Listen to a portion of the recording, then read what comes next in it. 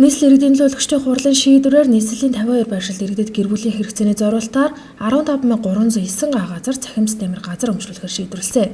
Энэхүү тогтоолын дагуу цахим системээр газар өмчлөх 2 дугаар ээлжийн бүртгэл өнгөрсөн 1-р сарын 26-ны өдрөөс өнөөдрийг хүртэл үргэлжлэж бүртгэлийн ажиллагаа өнөөдрийн 12 цагаар дуусгар боллоо. Энэ удаагийн цахим системээр газар өмчлөх 2 дугаар ээлжинд шин 5, хуучин 3 гээд нийт 8 байршилд 13,819 нэгж талбарт газар өмчлүүлэхээр болсон байна.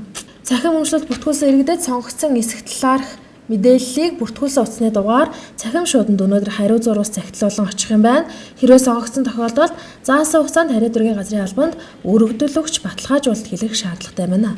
Ер нь нэг юм анхаарах хэрэгтэй баг. Тэр нь юу гэхээр нэгэнт бүртгэл олсон бол тэгээ газар аван автлаад энэ бүртгэлдээ байгаа л үргэлжлэл яваад байна. Тэрнээс бол урд нь анхны бүртгэлээр бүртгэгдсэн иргэн газаргүй хоцрох тухай бүртгэлээс хасагдах тухай тийм ойлголт байхгүй шүү. Нийслэл өөрийнхөө төсвөөр дээрх 52 байршлаар инженерийн шугам сүлжээний зураг төсвийг бол хийж байгаа.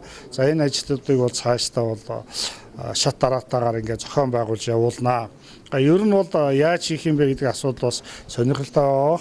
За ямар ч байсан цахилгааныг бол эндээс төөс татаж өгөх энэ ажлыг бол зохион байгуулна. За халаалт бохирийн усны асуудлыг бол автономны байдлаар тухайн орон зайнууд нь төлөвлөж ингээд хийж зохион байгуулнаа.